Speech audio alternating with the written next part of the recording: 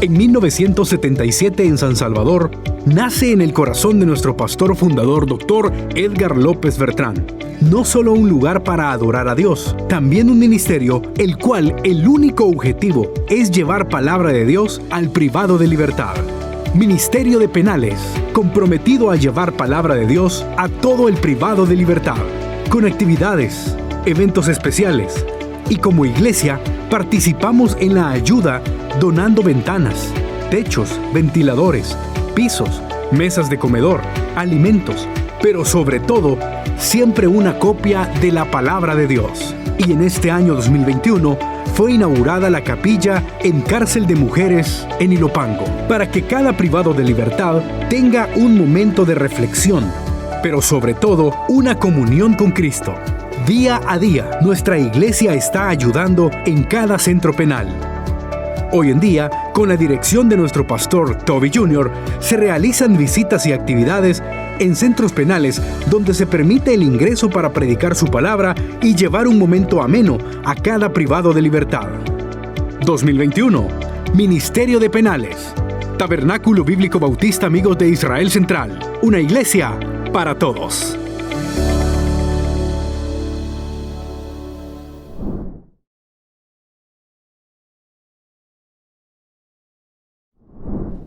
Gracias por acompañarnos. Tenemos el privilegio de conversar con el pastor Edgar López Bertrán Jr., pastor general del Tabernáculo Bíblico Bautista Amigos de Israel. El tema es Evangelio en centros penales. Amén. Pastor, ¿cuántos años tiene de trabajar con privados de libertad? Desde que tengo memoria, la iglesia que habiendo sido fundada en 1977, hemos estado involucrados en centros penales. En aquel entonces, de una manera indirecta, porque por nuestra corta edad, hablo en mi caso, no podíamos entrar a los centros penales. En la casa nuestra, desde el día 1 que comenzó el Tabernáculo Bíblico Bautista, hubo una visión clara de esto. Asumo yo porque nuestro pastor fundador repetidas veces estuvo de visita, ¿verdad? Unas como predicador y otras como cliente, y eso le dejó a él ese sabor de tal forma que decía ciertas cosas que yo no compartía. Cada vez que íbamos a los centros penales decía, ponele un par de dulcitos a las bolsas que se entregaban. Estas bolsas se hacían en algún momento en diciembre en nuestra casa, ¿verdad? Mi mamá era quien cocinaba, lo que hoy conocemos los panes con pollo. En aquel entonces eran panes con jamón o con mortadela, ¿verdad? ¿Para cuántos reclusos? Era prácticamente los penales que él visitaba. De los que tengo así claro, la penitenciaría de Santa Tecla, la penitenciaría central, así se llamaban antes, la penitenciaría en Aguachapán, la de Cojutepeque, que yo tengo conciencia de aquellos años, que le recuerdo, imagínense, a mis 52 años todavía de recordar esto, ellos visitaban. Y eso de los dulces a mí me parecía una contradicción porque nosotros diseñamos una bolsa, ya en estos años posteriores, para ayuda de ellos, y todo tenía una función. Le mandamos una porción de pan porque Cristo es el pan de vida. Le mandamos una porción, algo de beber porque Cristo es el agua de vida. Y le mandamos un poquito en unas cojitas así de Kleenex, para que ellos pudieran secar sus primeras lágrimas, decía yo, que no era para eso, obvio, en su conversión. Entonces, no me decía, ponele un par de dulces, me decía. Pues sí, pero que este hombre está molestando con esto. No sabes, me dice, cómo ayuda eso dentro del penal. Entonces él siempre tuvo esa visión, y lo que estamos haciendo hoy no lo hemos inventado nosotros. Hemos retomado lo que se nos enseñó a hacer, sí lo voy a decir, con mayor énfasis y con mayor excelencia, porque pues lo permiten los tiempos, ¿verdad? Así que ha sido desde 1977. 1977. ¿Podría contarnos una anécdota de algún momento que marcó su vida con el tema de privados de libertad? Cuando era un niño, los regalos que ellos me hacían. Yo les he contado a la congregación que hoy por hoy pastoreamos que los regalos que yo tenía, los juguetes en casa, eran hechos en el penal. ¿Quién no se recuerda de aquellos perritos que se apachaba la madera y se agachaba el perrito con unos hilos? ¿Quién no se acuerda de las guitarritas hechas dentro de los centros penales? De los camiones que se hacían. Entonces, para mí era muy común tener en casa, además de los regalos que algunos hermanos de la iglesia me daban. Era otra época, era una época de no mucha abundancia. Todo lo de la empresa familiar, en aquel entonces se llamaba operaciones mercantiles, era para invertir en la iglesia. Las primeras sillas de la iglesia fueron la póliza de seguros de mi papá. La primera iglesia fue nuestra casa. La primera escuela bíblica fue mi cuarto. El primer transporte de la iglesia fue el microbús de la casa. Entonces, esa experiencia de tener esos juguetes al lado de los que los hermanos nos regalaban, había un hombre que ya está en presencia de Dios, Coronel Velarde, fundador de esta iglesia, Por su posición como militar en aquel entonces volaba mucho hacia Panamá y de regreso, época de la guerra. Y traía juguetes increíbles para mí. Yo tenía un carro a control remoto, me acuerdo, un Alfa Romeo amarillo, wow. Un Ferrari, por supuesto, rojo, era obvio. Cosas que, y tenía de los dos mundos. Entonces, al ver el cariño de los dos tipos de personas, me hizo marcó mi vida, porque recuerdo los dos puntos. Ya en esta época de adulto, cuando ya comenzamos a estudiar en un seminario, me llamó poderosamente la atención la primera promoción de graduados de teología que se hizo en el Centro de Reinserción o Readaptación La Esperanza. No comprendía todavía el poder de la palabra de Dios. En una actividad que tuvimos casi conjunta, estaba Iglesia Elim, Pastor Mario Vega ya estaba a cargo. Yo no tenía el privilegio de conocerlo, le he saludado un par de veces, pero no de conocernos. Y me llamaba la atención cómo el mensaje de este hombre impactaba, pues es un teólogo, es una persona de respeto. Y luego saber que nosotros estamos en ese mismo lugar, en otra área, haciendo prácticamente lo mismo. No sé si el impacto era igual, pero sí esa conversión. En los últimos días, hablo en los últimos 6 meses, ya en pandemia, hemos visto los extremos en todo sentido. Los señores de centros penales han sido amables en permitir que el evangelio, no solo el tabernáculo, entra una diversidad de iglesias, lo hace con respeto, organizadas, porque el problema que me digan es que ellos los dejan entrar y nosotros no tiene que ver con una marca, tiene que ver con una manera de hacer las cosas. Entonces, como las iglesias no organizadas llegan 20 a hacer lo mismo, y los 20 quieren llevar 100 Biblias, multiplique eso a la semana y usted va a tener un caos. Yo lo entendí en cárcel de mujeres, nosotros queríamos llevarles bebidas, y vaya, vamos a llevar el bote de Salvacola o de Coca-Cola o de lo que sea, bebidas carbonatadas. Y me decían, es que no las puede traer así. ¿Pero y por qué? Porque ustedes traen 50, la otra iglesia trae 50, entonces tenemos 150 botes que pueden ser chicha, que pueden ser alcohol. Entonces nos damos cuenta cómo las cosas que para nosotros son sencillas, para ellos son complicadas. Son los recuerdos vagos, podría seguir contando y ver el cambio de actitud de personas. Nada menos, ahora que estamos platicando, el día de ayer manejamos a Huachapán. El director de ese centro es de menores, ISNA, está controlado por ISNA, dice Marvin, es una gran persona. Hemos visto cómo ese centro ha cambiado, no tiene usted una idea. O sea, el poder de la palabra. Y digo el poder de la palabra porque el director lo está haciendo de una manera maravillosa. Ese hombre les da oportunidades, cree en ellos, les respeta, les honra, y eso es lo que al muchacho lo cambia como al interno. Hemos visto que la primera vez que llegamos a predicar, hermano, era imposible, Luis, era imposible predicar. El joven está en la mesa, golpeando la mesa, así como usted y yo estamos hablando, todo el tiempo, así. Y es el que lleva la palabra de todos. Y usted está en medio de ellos, prepárese para cualquier cosa, porque en centro de menores no hay armas. Ahí no hay nada, ahí es Dios con usted. Y con el tiempo ver ese joven evolucionar y llegaron nuevos. Y ya vea usted a las pandillas de 3, 4 diferentes géneros o tipos unidos sin agredirse. Entonces eso para mí ¿Eso es histórico? Lo es porque no fueron los gobiernos, que dice el gobierno fulano, el sultano o el actual. Ha sido la presencia de la palabra de Dios en todas sus presentaciones que ha creado conciencia en el privado de libertad. Entonces el hecho de amar a mi hermano es amarme a mí mismo. O sea, estamos durmiendo aquí, vamos a pasar 5, 15, 30 años juntos. Siempre hay conatos, de vez en cuando los hay. Llegamos a un centro hace poco, vamos a olvidar nombres y ubicaciones, y de repente nos dijeron, dicen los muchachos que van a salir. Y de repente me dijeron, mire pastor, qué pena, solo voy a atender la mitad de todos. Yo, no se preocupe, nosotros no venimos por números. Y le pregunto al director si podía preguntarle por qué. Y me dice, es que habían llegado a que nos iban a agredir o agreder, pero de repente algo pasó y no queremos correr ningún chance. ¿Qué hicimos? Dividimos la actividad. La mitad de un tiempo en un sector y la mitad en otro sector. Pero sí vemos que vamos avanzando como país. Esto no es un tema de iglesia, es un tema de país. Quiero recordar algo que me dijo la esposa del pastor Hugo Solís, doña Ruth de Solís, que son los presidentes de Enlace Costa Rica. Hablando a través de las redes hace unas semanas atrás, me dijo, Toby, te felicito por la visión, X y Z. No, le digo, somos un equipo. Y me dice, recuerda, me dijo, que cuando tocas a un privado de libertad, tocas a una familia. Y eso me trajo mucha conciencia. ¿Y ha podido usted tener un feedback con la familia de algunos de los privados de libertad? Tal vez algunos se congregan, alguna familia se congrega acá en el TAB. 2 cosas son básicas. Primero, que las medidas de seguridad hoy son extremas, no solo por el COVID, sino en todo sentido. Usted no puede introducir ni sacar absolutamente nada. Eso es un crimen y ya está penado con cosas bien serias. Entonces ese tipo de comunicación no se da normalmente. Nosotros llevamos el mensaje de las familias a los privados de libertad. Les decimos, miren, no se preocupen, allá afuera hay una persona que está orando por usted. Si no es su mujer, es su mamá, y si no es su mamá, es su papá o su hijo. No se preocupe. ¿Quieren saber cómo están las cosas allá afuera? Van a decir, me quiero quedar aquí adentro. Ese tipo de comunicación. Pero no se dan estas reuniones. Y creo que es mejor así, porque sería difícil escuchar a, wow, 800, 900, en lugares que están pequeños, ¿verdad? Y los grandotes, 6,000, 7,000, 8,000, 20,000 privados de libertad. ¿Cómo se llama el ministerio acá en la organización? ¿Cómo se llama? Bueno, es el Ministerio de Centros Penales. Ministerio Ministerio de Centros Penales, Ministerio de Centros Penales.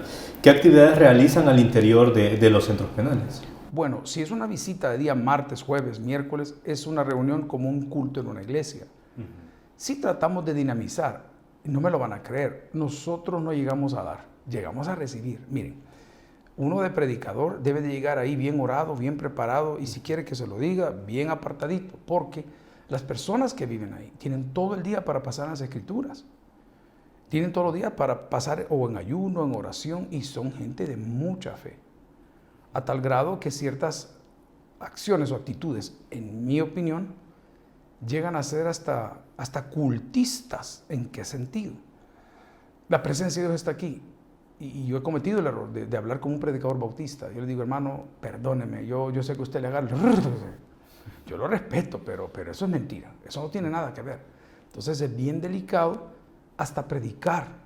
Usted no puede mencionar números, usted no puede mencionar letras, usted no puede mencionar un montón de cosas que en un púlpito con la chabacanada que uno hace lo puede hacer. Le doy un ejemplo. Estábamos en uno de los centros penitenciarios y hay un grupo, un sector, lo voy a decir así, de personas de la comunidad LGBTQ, cosa que no tengo ningún problema. Entre ellos estaba un ex trabajador de esta iglesia. Cuando le dije, ¿qué haces aquí, boludo? No, pastor, que mire, que no sé qué. En un área separada dentro de... En el grupo que nos sentaron. Okay. Y nos dijeron, va a entrar este grupo de personas LGBTQ. Y un fenómeno que yo en mi vida he visto. O sea, de una persona que en algún momento fungió, quiso o fue pandillero en esa comunidad, con todo lo que lo puede distinguir. Para mí, se lo prometo, yo estaba con la Biblia enfrente y decía, Señor, dame palabra porque ¿cómo hago para stepping stones, las piedras donde puedo apoyarme? Y Dios es tan lindo, porque Él siempre me dice, predica mi palabra, bruto, estoy hablando tonteras. Entonces, lo curioso fue de este fenómeno que se me pregunta, ¿qué hacemos si vamos nosotros? Siempre tratamos de dejarles algo, en todo sentido. Se les lleva alimento del cual ellos no tienen. Yo tengo que decirlo, y yo le estaba comentando fuera de cámara, los centros de troles, de los que están en oposición al gobierno actual, se activan cada vez que nosotros podemos decir algo positivo de algo. Yo los comprendo, los respeto, aunque no comparto su opinión. Solo puse un pensamiento que decía, el silencio es sinónimo de inteligencia, especialmente cuando lo hace ante una crítica o una falsa acusación. Pero los alimentos, la dieta, la gente le llama privilegios. Yo quiero recordar a las personas que un privado de libertad ha perdido sus derechos civiles, no sus derechos humanos. Esto no lo va a entender quien ha sido víctima de un abuso de poder, quien ha sido víctima de un asalto, de la muerte de un familiar. Es más difícil entenderlo. Lo comprendo y lo respeto, porque a mí también me ha sucedido. He perdido amigos en manos del crimen o de los criminales, y usted dice, wow, ¿y si fue este? ¿Y si fue aquel? Y me decían, mira, en este centro está quien le quitó la vida a fulano. No te puedo creer. O sea, este tipo de cosas. Entonces, la alimentación, los edificios, la higiene, el orden, los programas están muy bien. Yo no sé, en el gobierno del señor Sánchez Serén poco se mencionó el lado de Izalco, unos edificios muy bonitos, que nunca fueron utilizados porque quizás no alcanzaron ellos. Pero los que han entrado hoy, usted ve un orden. O sea, se ve, bueno, tengo 24 años de estar en esto ya fijo. Y digo, hey, esto es diferente, ¿verdad? ¿Qué opina usted de la Vox Populi, que los derechos humanos protegen más al agresor que a la víctima? Me voy a desmarcar de eso y lo voy a llevar más abajo todavía. Nosotros tenemos un centro para niños, un hogar para niños. y nos han desarmado el hogar para niños, porque lo que nosotros hacemos se llaman acogimientos irregulares. Es un tema que deberíamos de tocarlo. ¿Por qué? Ellos le llaman acogimiento irregular cuando un hijo de un pandillero, de una persona que está privada de libertad, de una prostituta, de un no sé qué tipo de hombre, no tiene dónde vivir y los familiares, tíos, primos y a veces solo madres de crianza o padres de crianza llegaban al hogar y me decían: pastor fulano, en aquel entonces la antigua administración, aquí traemos a este niño y nosotros no lo podemos tener en la casa. La zona donde estamos es zona de malos o de pandilleros y este muchachito no tiene para ir al colegio. Venía a nuestro centro y acogía a los chicos, hacíamos un documento donde se decía el padre de familia que ellos se han presentado de manera voluntaria con nosotros. Ojo, con esto no estoy diciendo, licenciado, que estamos por encima de la ley. Por eso le llaman ellos acogimientos irregulares. El costo de sostener a uno de estos niños promedio, según lo que las leyes piden hoy, entre el CONNA y el ISNA, que hacen un maravilloso trabajo, pero son un dolor de cabeza para poder educar niños, es casi de 700 pesos mensuales. Y les voy a explicar por qué. Porque ellos le piden a usted 2 turnos de trabajadora social, de psicólogo, de maestro, de cocinero, de las nanas que están ahí cuidándolos a ellos. Y eso es una planilla de $6,000 al mes. Aparte le piden que el niño no puede dormir en ningún tipo de camarote, tiene que tener su cama individual. Aparte le piden un colegio, le piden los uniformes, le piden los zapatos, le piden la alimentación, los 3 tiempos, las 2 meriendas. Todo eso lo pagó la iglesia por todo este tiempo, hasta que nos topamos con la nueva ley Lepina y la nueva ley que están proponiendo ellos, que yo, por cierto, les contaba que yo me retiro de una maestría en Derecho Familiar porque dije, yo no estoy de acuerdo con lo que ellos están haciendo, va en contra de estos principios.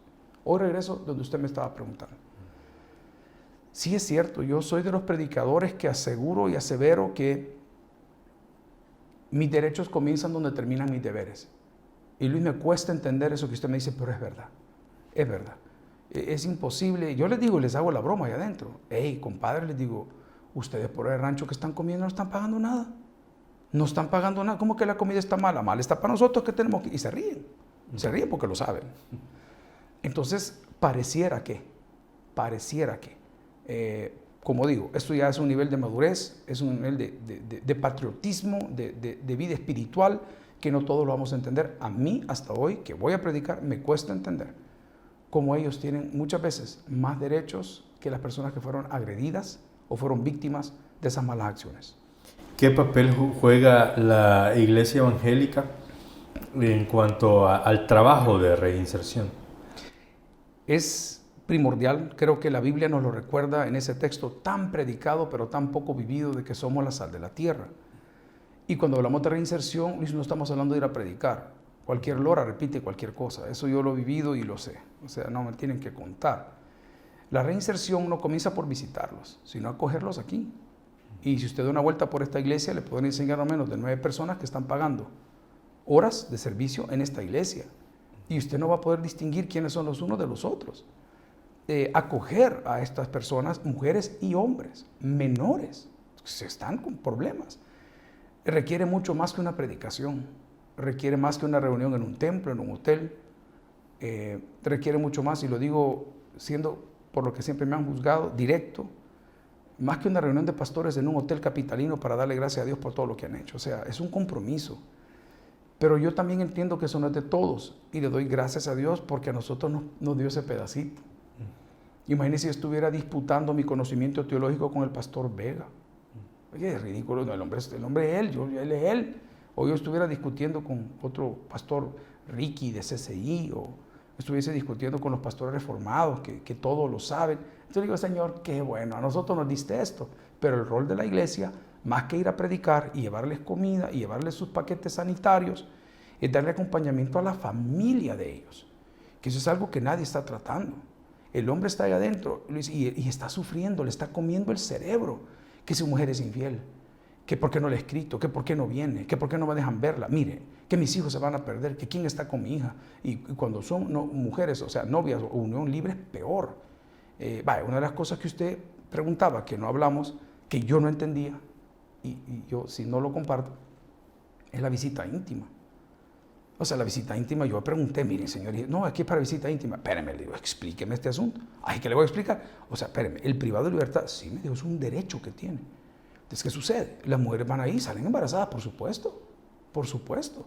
Tiene que haber una lista, a veces anotan la que no es, o sea, es un rollo. Pero lo que voy es que el acompañamiento de la iglesia no es desde el púlpito, no es ni en la comida, sino que es llevar el desarrollo de los hijos que están afuera, de la mujer que está afuera y de la psiquis del privado de libertad, que también está con esas limitantes hoy por hoy. ¿Por qué cree usted que muchas organizaciones no evangélicas han intentado establecer programas de reinserción, pero a la larga no son sostenibles? A diferencia de la iglesia evangélica, es una institución que ha ganado confianza en el área de reinserción porque es sostenible el trabajo que desarrolla en el tiempo. ¿Qué cree que es la diferencia entre una institución y otra? Este libro, la palabra, eso es lo sostenible. Porque yo he visto que han cambiado sistemas de todo tipo. Estuvimos ahí antes de que parieran las granjas penitenciarias. Estuvimos ahí antes de que parieran el sector 9. Estuvimos ahí antes de la máxima. Ya conocíamos de cómo fue y dónde fue y cómo estuvo. Lo hemos visto todo. Pero la palabra se sostiene sola.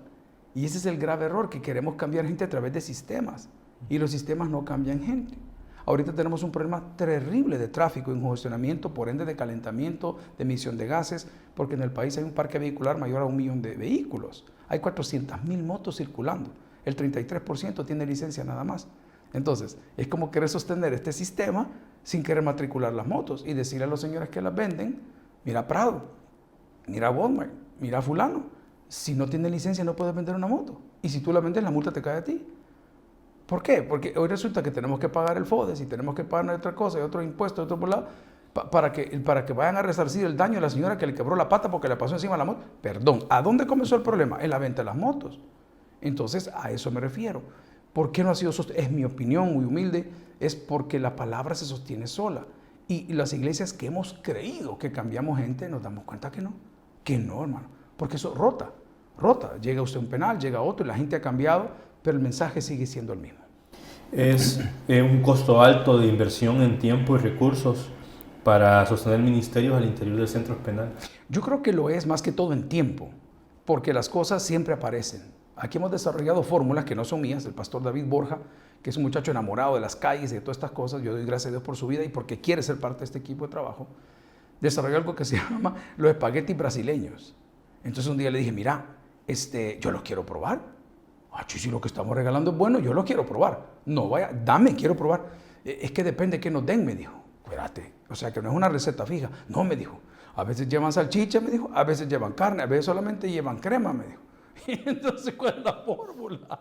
Entonces, las cosas siempre aparecen. Siempre llega una persona y dice, pastor, le traje este pan. Ey, esas multinacionales, y debo decirlo, o esas panaderías gourmet, gente gourmet, llama al Taber y dice, fíjese que encargaron para una fiesta y la vieja se peleó con el viejo y no va a haber fiesta, véngate el pan. Y nosotros felices. Entonces, los recursos, antes había estado otra pizza, Little Caesars, me acuerdo yo, no sé si todavía ellos lo hacen, los gerentes del lugar hablaban, a veces Subway, los Subways son franquicias de cada quien. Se van al estadio, mira, perdió la alianza, o nadie compró nada, ¿verdad? Vení, traerlo, mira el FAS, y nos llaman. Entonces, las cosas siempre aparecen, no así el tiempo. Yo siento que la semana no nos alcanza, y cuando no salgo, yo soy como un león enjaulado. Siento que no estoy haciendo mi función de pastor. Yo solo los insto a los hermanos, ¿verdad? A los haraganes, a todos estos panzones que andan caminando de arriba abajo.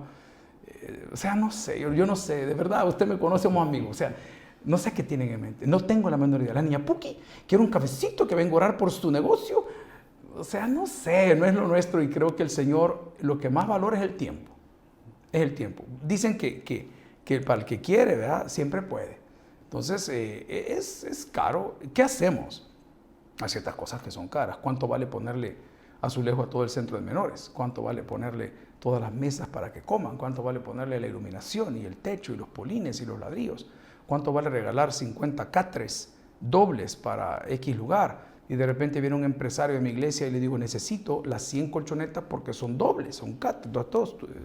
Y tienen que ser de esta forma, sin zipper, de tal tipo de esponja, porque no quiero que se venzan pronto. Tienen que tener plástico para todos los cosas que puedan pasar ahí, de lluvia, de cualquier cosa por las goteras que puedan tener, y me da el presupuesto. Vaya, pastor, me dijo, le sale 85 pesos cada colchoneta. Wow.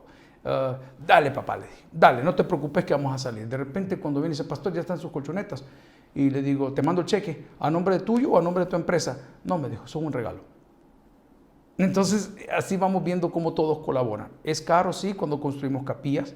Hace poco estuvimos en Cárcel de Mujeres, un grupo de pastores muy humildes, muy amables, que los conocí el día que inauguramos, que ellos quisieron levantar una capilla.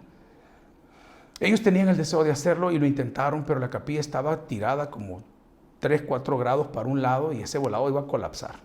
Entonces al final encontramos una obra al 60% terminada, que la botamos de cero otra vez. Pusimos fundamento y la levantamos de nuevo. Lo curioso fue que el día que íbamos a inaugurarla, yo no sabía quiénes eran. Nosotros invitemos a los hermanos que tuvieron la visión, porque por ello lo hicieron. Y pareció que el hombre estaba bastante molesto, pues, porque decía, esto que nosotros hemos hecho, y uno que ha pagado las facturas y tiene los recibos, dice, está bien, hermano, dele. Así que sí, tiene su costo dependiendo de lo que vamos a sembrar en ellos. ¿Cómo reciben el Evangelio los privados de libertad? Bueno, voy a darle vuelta a la pregunta con una afirmación bien seria. ¿Cómo los recibe el Evangelio a ellos? Fuerte, eso es terrible. Y no vamos a hacer apología bíblica o del texto que estábamos muertos de nuestros delitos y pecados cuando Cristo nos dio vida juntamente con Él. Pero un hombre muerto no puede agarrar, un hombre muerto no puede sentir, un hombre muerto no puede respirar. Y es difícil, Luis, porque no todos lo reciben, no todos lo reciben. Usted tiene una posición, el hombre que está aquí tras cámaras le podría contar una experiencia cuando sea el momento de qué sentimos en esta última visita. Me dijo, pastor, yo nunca había tenido miedo. Me dijo, yo hoy sí sentí miedo. Le digo, ¿sabes qué? No eras el único. Yo estaba exactamente igual y el hermano que estaba cantando para romper el hielo estaba nerviosísimo porque había un ambiente tan tenso. Ahora pasemos al ámbito espiritual. Terrible, terrible. Ya las paredes no están manchadas como antes, ojo. Ya no están los cultos y los números. No, ya no hay nada de eso, ni altares a la Santa Muerte. Ya no hay, yo se lo estoy diciendo, no hay. Pero el ambiente es pesado. Y se lo voy a decir de esta forma, cuando usted sale de ahí muchas veces sale drenado. Y usted dice, pero ¿y qué pasa? O sea, me siento drenado. Pero sí, algo fuerte. Entonces, la pregunta fue, ¿cómo lo reciben? No todos lo reciben. Sí hemos visto transformaciones on the go, en el momento, tan bonitas, que usted veía al tipo así, jalado, y de repente con la palabra, con la alabanza, con la oración, ve que Dios lo toca, y el hombre baja. Pero hemos visto también cosas terribles. Cuando uno de nuestros compañeros en otro centro le dice, hey, ¿puedo orar por vos? No, por mí no, pero con una actitud. Entonces él le contesta a nuestro compañero, pues, ¿puedo orar por tus sueños? Le digo, yo no tengo sueños. O sea, ya quería confrontar. Entonces nos damos cuenta lo que la Biblia dice y afirma, y no estoy predicando una teología reformada, pero que no es del que quiere, sino del que Dios tiene misericordia. Pero en un 90% lo hacen bien. Sí lo hacen, por lo menos no molestan. Nos dimos cuenta en una visita que hicimos hasta allá adelante en Morazán, que el 70% de los que estaban ahí no eran cristianos, como los han rotado todos, han hecho sus cambios y sus cosas. Y al terminar se acercaron, hey, señor, hey, y usted decía, señor, o sea, no le dicen, pastor o hermano. Entonces dice, este no es cristiano.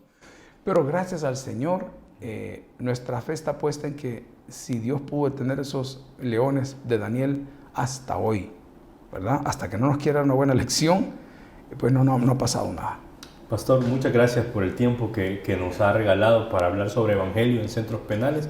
Esperamos en una próxima entrevista poder conversar otros asuntos que tienen que ver con el tema. Muchas gracias. Amén. Al contrario, y ojalá que podamos ir juntos y que pueda de primera mano ver lo que se siente y lo que ahí pasa. Que el Señor les bendiga. Muchas gracias.